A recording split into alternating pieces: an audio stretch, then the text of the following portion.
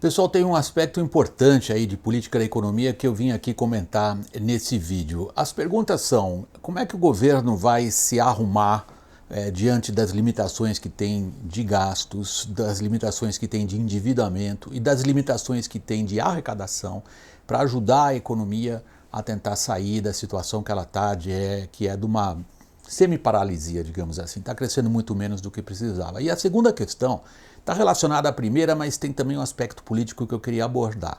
Vamos para mais impostos ou vamos para menos impostos? E vocês sabem, evidentemente, quando a gente gravou o último painel, não tinha ainda sido anunciada a demissão do secretário da Receita Federal, Marco Cintra. Essa demissão tem dois aspectos. Um aspecto é, evidentemente, político de fachada. Ele estava empenhado em discutir a introdução de um imposto idêntico à CPMF, e isso seria um estelionato eleitoral descarado. Durante a campanha, o presidente Jair Bolsonaro disse que não iria reintroduzir a CPMF, e era exatamente isso o que o ex-secretário de Receita Federal, estava discutindo em público. Esse é o motivo político, digamos, mais de fachada. Há outros motivos políticos um pouco mais de bastidor que são mais amplos e incluem a Receita Federal, mas não só. É evidente que uma proposta de atuação de governo do Jair Bolsonaro é interferir em vários órgãos federais. Ele está interferindo na Polícia Federal, ele interferiu na Receita Federal, ele interferiu na hierarquização do COAF, e isto faz parte de um movimento de duplo sentido. Porque Bolsonaro acha que alguns desses órgãos extrapolaram as suas funções, particularmente em relação a familiares dele. Outro, porque ele quer deixar claro quem é que tem o mando. Neste sentido é que a gente tem que interpretar as palavras de hoje, desta quinta-feira, do decano do Supremo Tribunal Federal, o ministro Celso de Mello. Ele estava discursando na despedida da que até aqui foi a Procuradora-Geral da República, Raquel Dodge. Aí ele disse, com uma certa ênfase, que órgãos, como por exemplo, ele não falou, aqui sou eu que estou colocando na sequência lógica do raciocínio dele, que órgãos como Receita Federal ou como Polícia Federal, mas especialmente o Ministério Público, não devem servir a um governo, a um partido ou a um político, mas devem servir ao Estado. Beleza, tipo da declaração bonita para ser emoldurada e ser colocada, mas que, quando confrontada com a realidade dos fatos, ela precisaria ter, por exemplo, um adendo. Prezado senhor ministro decano do Supremo Tribunal Federal.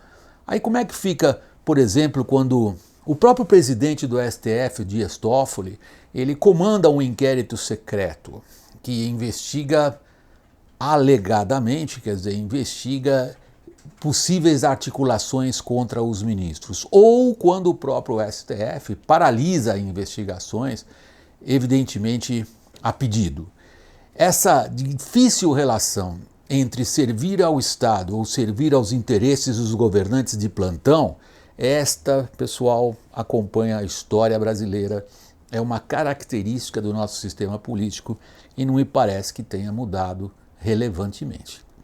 Agora, voltando à questão da interferência, intromissão ou, digamos, forma com que Jair Bolsonaro está tratando alguns órgãos federais de investigação, do Marco Cintra, ela levantou uma outra questão junto, que é em que medida está ou não está o governo articulando através dele. Soltou um balão de ensaio foi derrubado, o cara caiu junto com o balão. Essa é a versão a respeito da CPMF e a queda de Marco Cintra.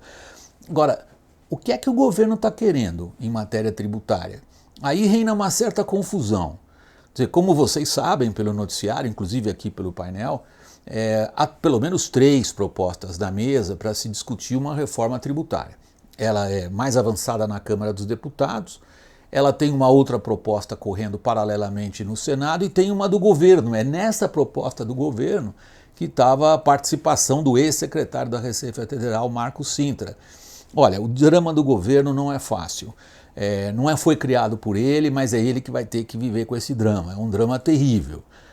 O lado da despesa é uma maneira de se resolver uma questão fiscal, só que esta é uma questão política muito difícil.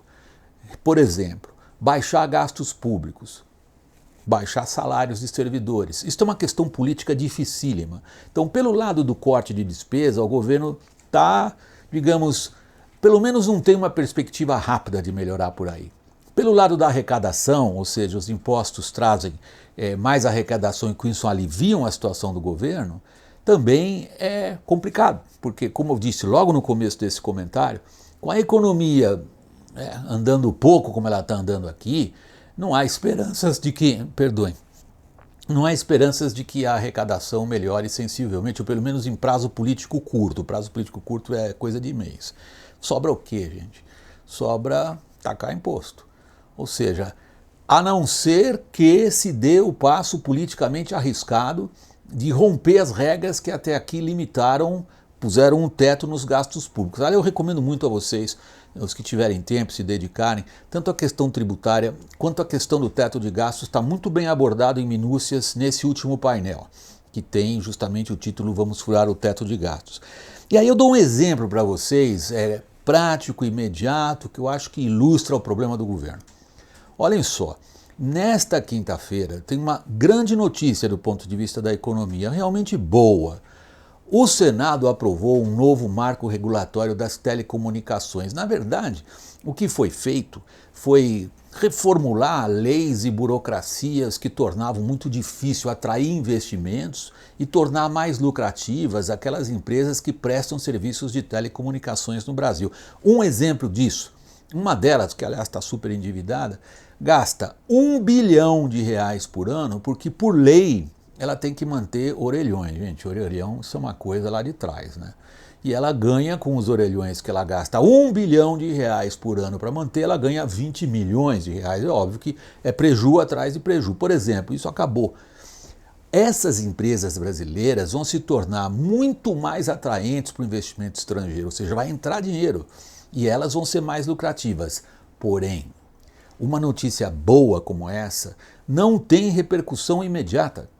Leva de pelo menos 6 meses a 1 ano até toda a questão regulatória estar amarradinha, redondinha, e aí começa a entrar os capitais interessados, por exemplo, na prestação de serviços na banda 5G, que é a modernidade da modernidade. Então esse é o exemplo prático que eu queria trazer para vocês, para ilustrar como que medidas positivas do governo em relação à economia e que sugerem ali na frente um horizonte favorável demoram para trazer esses resultados. Enquanto isso, faz o quê? Reza? Pede para as coisas darem certo mais rápido? Põe um imposto? Tenta mudar a legislação, por exemplo, do teto de gastos?